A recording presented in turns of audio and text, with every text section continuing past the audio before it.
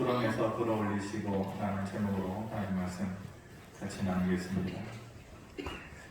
여러분들도 자주 보실 것 같은데 TV에 동물농장 주로 보시죠. 예전에 본 내용 중에서 어린 강아지 한 마리가 시골에 있는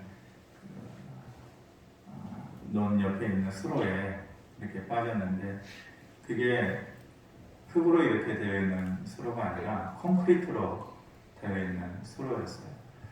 근데 TV 화면상으로 봤을 때는 한 어른 키보다 좀 못하니까 한 1m 50 정도 될까요? 그런데 이 강아지가 우리 어깨 정도 되는 이 높이니까 올라오지를 못하죠.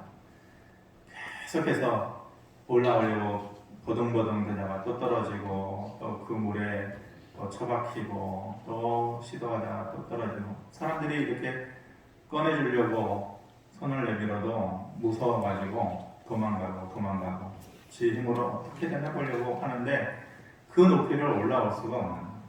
그래 기진맥진 해가지고 이제는 완전히 다 지쳐가지고 쓰러져 있을 때에 비로소 이제 사람들이 가가지고 그 강아지를 끄집어내주니까 이제는 발버둥 칠 힘도 없는 거예요. 오히려 그에게는 더 잘 된 거죠. 강아지에게는.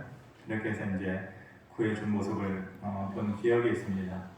그 모습을 보면서 강아지에게는 잘 된 일이지만 그 발버둥 치면서 지쳐가는 그 모습을 보면서 저것이 사람의 상황이고 저 강아지가 사람의 모습이라면 얼마나 이 상황이 힘들까. 해도 안 되는 상황이 있잖아요. 자기 힘으로는 안 되는.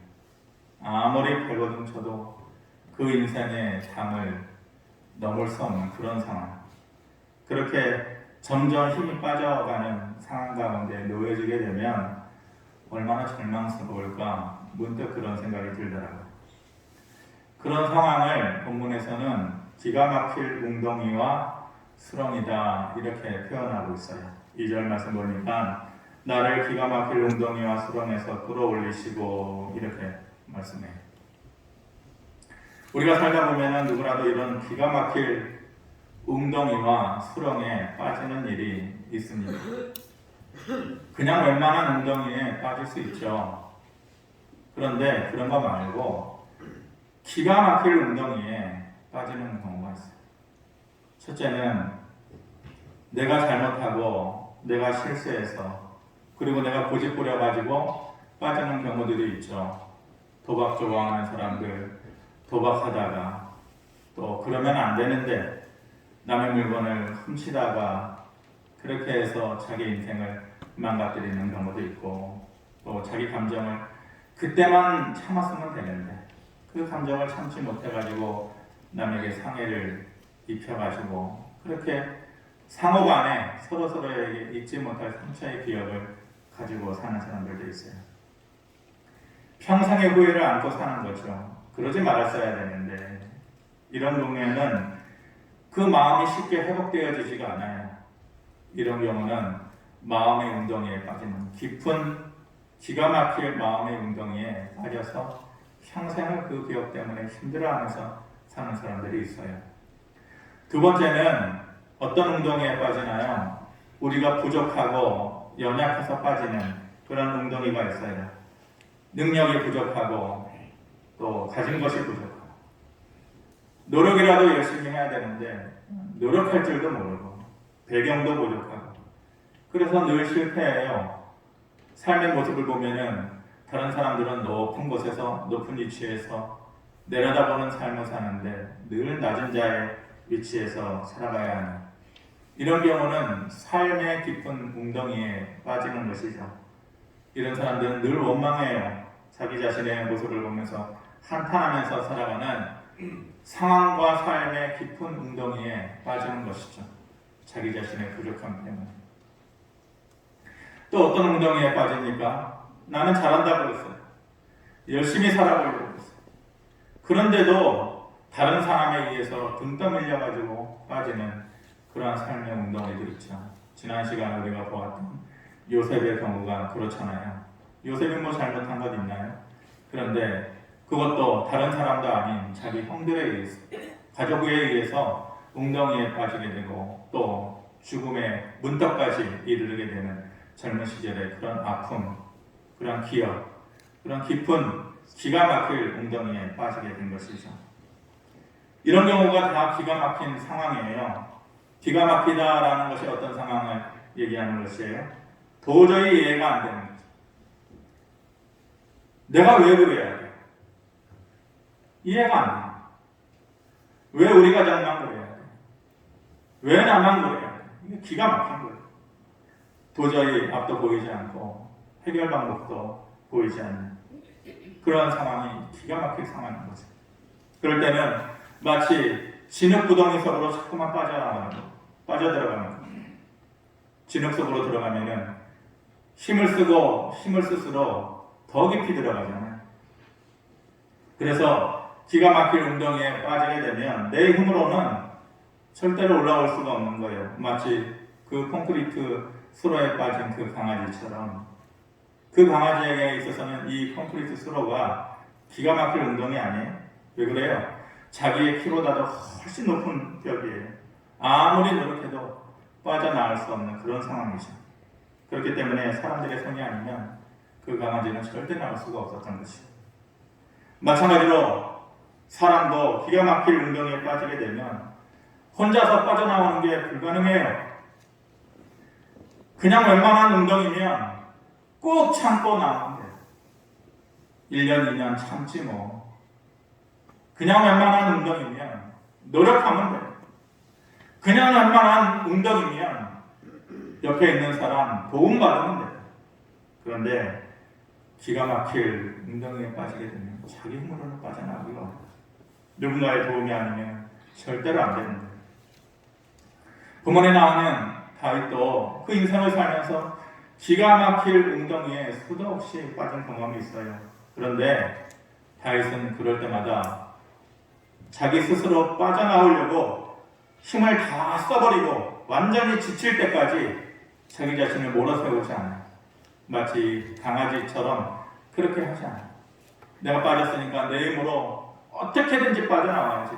그렇게 힘쓰고 애쓰다가 자기에게 있는 모든 힘을 다 소진할 때까지, 다 지칠 때까지 그렇게 자기 자신을 몰아가지 않는다는 거예요. 그런 사람들이 있죠. 삶에 애착을 가지고 또 자기 자신의 삶을 어떻게든지 꼬꾸라진 삶을 이렇게 세우려고 노력을 하는데 안 되는 경우들이 있어요. 힘을 다 써버리는 거죠. 그럴 때는 다른 사람이 손을 내밀어줘도 그 손을 잡을 힘마저도 이미 다 써버린 경우들이 있어요. 그런 사람들은 마지막에 잡는 것마저도 포기하게 되잖아요. 그렇지 않았다라는 거예요. 다윗은 스스로 어떻게 해보려고 자기에게 남아있는 힘을 다 써버리지 않고 완전히 지치기 전에 하나님의 손이 자기를 그 기가 막힐 웅덩이에서 꺼내주는 유일한 방법이라는 것을 아는 자였습니다. 이것이 사실상 믿음의 지혜고 삶의 지혜인데 그게 쉽지가 않아요. 그냥 어떻게든지 자기에게 남아있는 힘을 다 써버리고 완전히 녹초가 되고 완전히 바닥에 가라앉고 그래서 도움의 손길조차도 잡을 수 없을 만큼 이 사람의 무지함이라는 것이 사람의 고집스러움이라는 것이 그렇게 만들어가잖아요. 결국은 포기하게 되고 좌절하고 절망하게 되고 근데 다윗은 이런 상황 가운데에서 나를 끄집어내는 분은 오직 하나님밖에 안 되시다. 지치기 전에 그 손에 하나님의 손을 붙잡는 믿음의 지혜가 있었던 것이에요. 1절에 보면 내가 여호와를 기다리고 기다렸더니 귀를 기울이사 나의 부르짖음을 들으셨다 이를 말씀하십니다. 다윗이 기가 막힌 웅덩이에서 빠져나오려고 애쓰면서 했던 방식은 하나님께 부르짖는 거예요. 목사님 너무 뻔한 얘기 아니에요? 좀 우리가 모를 만한 방식을 좀 얘기해 주시면 안 되겠어요? 하나님께 부르짖는 거 그거를 신앙생활 1년 한 사람, 10년 한 사람, 30년 한 사람 모르겠어요? 다윗이니까 당연한 얘기 아니겠어요? 그런데 결코 아니에요. 이 말씀을 천천히 보면서 깨달은 게 있어요. 무슨 말이냐면은 기다리고 기다렸더니 이 말이에요. 이 말에서 턱 하고 멈추더라고요. 내가 여호와를 기다리고 기다렸더니, 만약 내가 여호와를 기다렸더니 그가 나의 부르짖음을 들으셨도다 이러면은 그냥 2절 3절 넘어갔을 텐데, 내가 여호와를 기다리고 기다렸더니 이 말에 턱 하고 멈춰요. 여러분들이 이 말이 쉽게 들리나요? 근데 저는 이 기다리고 기다렸더니 라는 이 두 마디의 말인데, 기다리고에서 기다렸더니로 넘어가는 이 작은 공간, 기다리고 기다렸더니 이 가운데 이 공간이 너무 멀어 보이고 너무 깊어 보여요. 그 작은 공간에서 다윗이라는 사람의 삶의 아픔을 봐요. 그 사람의 절망을 봐요. 기다리고 또 기다리는 그 사이에 얼마나 많은 눈물을 흘렸을까? 얼마나 좌절하고 힘들었을까? 얼마나 고통스러웠을까? 얼마나 그 믿음이 흔들렸을까? 다윗도 사람이고 연약한 인간인데 기다리고 기다렸더니 그 가운데 그 작은 공간이 얼마나 많은 다윗의 아픔이 묻어 있을까? 너무 오랜 기간에 포기하고 싶은 그런 마음이 얼마나 다윗에게도 있었겠어요. 그럼에도 불구하고 다윗은 그 마음 가운데 확실한 생각이 하나 있었어요. 그것이 뭐냐면 인생의 깊은 웅덩이와 수렁에서 빠져나오는 유일한 방법은 결코 자기의 힘으로는 되지 않는다라는, 반드시 나를 불쌍히 여기시는 하나님의 손길이 있어야만 빠져나올 수 있다는 것을 늘 잊지 않고 살았던 것이에요. 그리고 그럴 때마다 하나님께서 그에게 기가 막힌 방법으로 그 순간을 빠져나올 수 있도록 해주셨고, 그의 발걸음은 반석 위에 두게 되었고 그의 걸음을 견고하게 하셨던 것이죠. 예레미야는 자기 자신이 잘못한 것도 없는데 미워하는 사람들이 그 주변에 너무 많았어요. 그래서 웅덩이에 빠져서 죽을 고비를 몇 번 넘기게 되죠. 사람들이 예레미야가 말하는 그 자체를 싫어했어요. 웅덩이에 빠진 이유 중에 하나가 왜 좋은 얘기를 해주지, 희망적인 얘기를 해주지, 왜 그렇게 늘 절망적이고 우리가 듣기에 안 좋은 얘기만 하느냐. 그게 뭐예요? 바벨론 포로 70년의 고생의 세월이 끝나야만, 어찌되었건 그 시간이 지나야만 하나님께서 너희를 다시 회복시켜 주실 것이다. 그러니까 지금은 어려워야 된다, 지금은 힘들어야 된다, 지금은 눈물을 흘려야 된다. 근데 그 얘기가 듣기 싫은 것이에요. 그 말조차 듣기 싫고 결국은 거짓 선지자들이 하는 말, 아무 일 없을 거야, 평안할 거야, 그 기간이 있다 할지라도 2년이면 돌아올 거야, 이런 말에만 귀를 기울이는 거죠. 예레미야가 미운 거예요.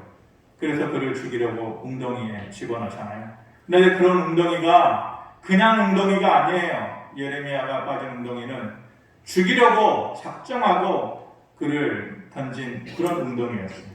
예레미야 38장 6절 말씀이 그렇게 얘기합니다. 구덩이에 던져 넣을 때에 예레미야를 줄로 달아내렸는데 그 구덩이에는 물이 없고 진창뿐이라.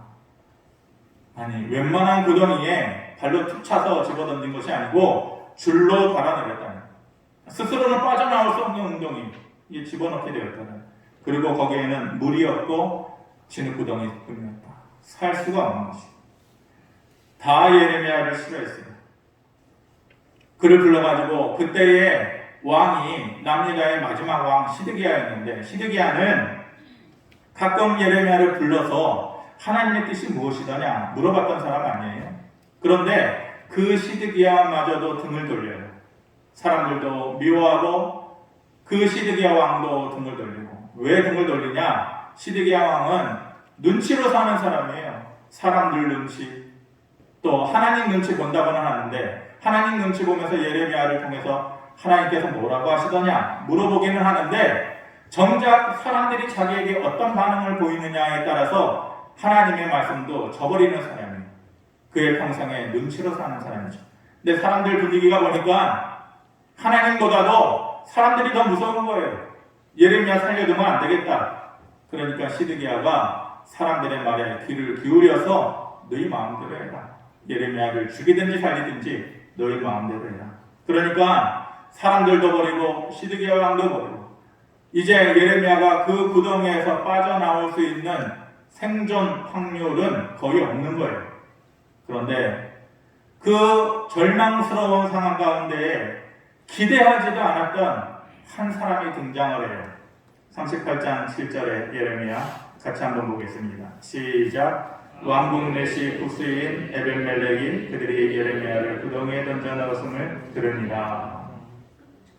왕국 내시, 우리나라에서 생각하는 내시가 아니에요. 이스라엘에 있어서 또 그 고대 근동 지역에 있어서의 내시는 아주 고위 관료, 국가의 중요한 업무를 맡는 고위 관료를 내시라고 했는데, 여기서 말하는 히브리 원어의 내시는 좀 달라요. 그런 고위 관료, 힘을 가지고 권력을 가진 관료가 아니라 그냥 허드렛 일을 맡아서 하는, 정말로 우리가 아는 정도의 그런 내시예요. 하급 관리예요. 힘도 못 써요. 그런데다가 이 사람이 어디 사람이에요? 구스 사람들아. 이스라엘 사람 아니에요. 유다 사람 아니에요. 에티오피아 사람이에요. 그 당시에 구스가 지금의 에티오피아 아닙니까? 물론 그때의 에티오피아는 힘 있는 나라였지만은 이방 사람 아니에요. 그러니까 권력의 중심에 있지도 못하고 그냥 왕궁에서 허드렛 일을 맡는 그런 하급 관리예요. 뜻하지 않았던 하나님의 손길이 그를 통해서 이루어지고 있는 거죠. 그 사람이 예레미야가 웅덩이에 빠졌다라는 말을 듣고서 시드기야 왕을 찾아요. 이미 시드기야는 마음이 멀어졌어요. 떠났어요. 그런데 이 힘도 없고 이방인이었던 에벤멜렉이 시드기야의 마음을 움직여요. 그래서 30명을 데려가가지고 이 깊은 웅덩이, 기가 막힌 웅덩이에 빠져있는 예레미야를 살려내는 것이죠. 예레미야는 우리가 잘 아는 대로 눈물의 선지자예요. 연약함의 선지자예요. 인간적인 연약함이 한없이 묻어나는 선지자예요. 못하겠다 그래요. 하나님 저 선지자 못하겠어요. 저 시키지 말고 다른 사람 시키세요. 저는 그런 사람 못 돼요. 그런 예레미야를 하나님께서 등 떠밀고 아니야, 내가 도와줄게. 내가 너의 힘이 되어줄게. 누구라도 너를 넘어지지 못하도록 내가 해줄게. 그렇게 세웠던 것이에요. 그런데 그렇게 하나님께서 도와주신다고 해가지고 한 일인데 이제 죽게 되는 것이에요. 예레미야에게는 그것이 바로 기가 막힐 웅덩이입니다. 내가 한다고 했어요. 내가 원했어요. 하나님 하라고 그러셨는데 왜 내 인생을 이렇게 기가 막힐 웅덩이로 몰아세우냐고. 그런 말이 안 나오겠어요. 그런데 하나님께서 그런 그를 깊은 수렁에서 그렇게 죽어가도록 가만히 내버려 두지 않아요. 뜻하지도 않고 생각하지도 않고 생존 확률 0%라고 생각했던 그 순간에 에벤멜렉이라고 하는 구스사람, 힘도 없고 그 당시에 권력의 중심에 있지도 않았던 그 사람을 통해서 그를 건져내시는 거죠.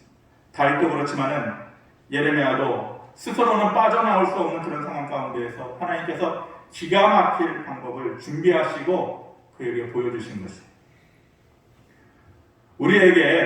우리가 살면서 기가 막힐 웅덩이가 있으면 그것을 깨뜨리고 그것에서 빠져나올 수 있도록 해주시는 기가 막힌 하나님의 도움과 방법도 있다는 것을 우리가 기억해야 합니다. 다시 한번, 기가 막힐 웅덩이가 있다면 그것을 해결할 수 있도록 해주시는 기가 막힌 하나님의 방법도 있다는 것입니다. 38년 된 병자가 그렇잖아요. 베데스다 연못가에 38년 동안 병자로 있었어요. 희망도 없고 내일을 살아갈 수 있는 소망도 없고. 그런 그에게 어느 날 예수님께서 기가 막히게 손을 내밀어 주셔서 그 인생의 후반전을 새롭게 만들어 주십니다. 성전 미문에 날 때부터 걷지 못했던 자, 거지, 그리고 걷지 못하기 때문에 스스로 돈벌이를 할 수도 없고 구걸할 수도 없는 그 남이 붙잡아다가 그 자리에 앉아줘야만 생계를 꾸려나갈 수 있는 이 38년 된 베데스다의 병자와 이 성전 미문에 앉아있던 그 사람, 기가 막힌 운명의 사람들이 아니에요. 그런데 어느 날 하나님께서 그들에게 기가 막히게 손을 내밀어 주셨어요. 그리고 그들의 인생을 완전히 새롭게 변화시켜 주신 것이죠. 느헤미야가 폐허가 된 예루살렘, 우리가 요즘 수요일날 느헤미야서를 보고 있는데 폐허가 된 고국 예루살렘의 소식을 듣고 어떻게든지 내가 돌아가서 힘을 보태야겠다. 그런데 여러 가지 난관이 있어요. 쉬운 일이 아니에요. 이미 바사의 아닥사스다 왕 밑에서 일하는 관료잖아요. 자기 마음대로 갈 수가 없어요. 아닥사스다 왕이 마음의 문을 열어줘야 해요. 또 한 가지, 내가 간들 뭐가 되겠어? 아니, 그 폐허가 된 예루살렘 성벽을 재건하고 사람들에게 영적 부흥 운동을 다시 일으키려고 하면은 뭐라도 있어야죠. 몇몇만 가지고 가가지고 폐허를 일으킬 수는 없잖아요. 그런 걱정도 있는 것이고, 또 하나 듣자 보니 에스라가 가가지고 먼저 그 일을 했다고 하는데 방해하는 사람들이 너무 많아요. 그러니 이런저런 걱정들이 너무 많은 거예요. 근데 하나님께서 하나씩 그것을 해결해 주셨어요. 아닥사스다의 왕의 마음에 문을 열어주시고 그 마음을 녹여주시고 그리고 빈손으로 돌아가지 않도록 모든 성전과 성벽을 재건할 수 있도록 모든 목재나 아니면 금이나 은이나 다 허락해주고 그리고 가가지고 방해하는 무리들을 만나면 어떻게 하나 그런 걱정 가운데 있었는데 조서를 직접 써줘가지고 누구든지 느헤미야를 반대하지 못하고 방해하지 못하도록 모든 것을 완벽하게 일사천리로 느헤미야가 걱정하고 있는 것들을 다 해결해 주셨어요. 그럴 때에 느헤미야가 그런 되어지는 상황을 보면서 뭐라고 얘기하느냐? 하나님의 손이 나를 도우시고 나를 형통케 하심으로 이 일이 가능했다. 하나님의 손이 나를 도우시고 하나님이 내 가는 길을 형통하게 하심으로 이 일이 가능했다. 이렇게 얘기하고 있는 것입니다. 기가 막힐 우리의 인생의 깊은 웅덩이에서 빠져나올 수 있는 방법은 바로 이거예요. 하나님의 손이 나를 도우시고 내 가는 길을 하나님께서 형통케 하실 때에 그 방법밖에 없는 거예요. 몸부림치고 애써서 기어 올려고 해봤자 오히려 더 지름 깊이 빠지는 것이 우리 인생에 사는 모습인데 그 웅덩이에서 빠져나올 수 있는 것은 하나님의 손이 나를 도우시고 그 길을 형통하게 하실 때에 가능한 것입니다. 어떤 목사님께서 이런 말씀을 설교 중에 하시는 것을 듣고 마음이 깊이 감동이 되었어요. 옳다. 이 말씀을 듣고 말씀을 정리하겠습니다.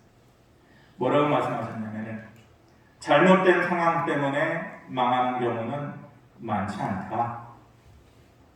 잘못된 대응 때문에 망하는 것이다. 다시요. 잘못된 상황에 빠질 수 있어요. 깊은 웅덩이에 빠질 수 있어요. 그것 때문에 망하지 않는다라는 것. 그것 때문에 죽지 않는다는 것. 살면서 가족 간의 어려움도 느끼고 낮은 자리에서 한없이 절망하면서 살기도 하고 그런 웅덩이에 잘못된 상황에 빠질 수 있어요. 근데 그것 때문에 죽지 않는다라는 거예요. 잘못된 대응 때문에 죽는다. 그렇게 빠지게 되었을 때에 어떤 마음을 가졌냐, 어떤 믿음을 가졌냐, 어떤 줄을 잡느냐, 썩은 동아줄을 잡느냐, 아니면은 웅덩이에서 나를 끄집어내 줄 하나님께서 내려주신 그 구원의 줄을 잡느냐. 대응이 잘못되면 죽는다는 웅덩이에 빠져서 좌절해, 힘이 빠져, 포기하고 싶어요. 나는 왜 그래? 왜 나에게는 아무도 없어? 절망해, 한탄해, 원망해, 아침부터 저녁까지 한숨 쉬어요. 그 잘못된 대응이 자기를 죽이게 합니다. 상황이 자기를 죽이는 것이 아니라 우리에게는 마지막 붙잡을 그 하나님의 도우심의 손길이 있다는 것. 그 믿음의 줄을 기억하고 붙잡는 것. 마지막 대응을 그것을 해야 되는데 그것을 잊어버리고 산다 그러면은 그 사람에게는 마지막 희망마저 없어지는 것이죠. 시편 42편 5절에 내 영혼아 내가 어찌하여 낙심하며 어찌하여 내 속에서 불안해하는가. 너는 하나님께 소망을 두라. 나는 그가 나타나 도우심으로 말미암아 내 하나님을 영원히 찬송하리로다. 이렇게 말합니다. 왜 불안해하느냐? 저 기가 막힐 웅덩이에 빠졌어요. 그래? 그렇지만 너는 하나님께 소망을 둬라.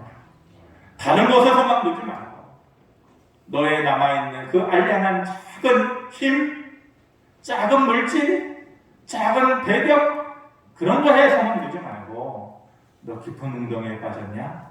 하나님께 소망을 두라.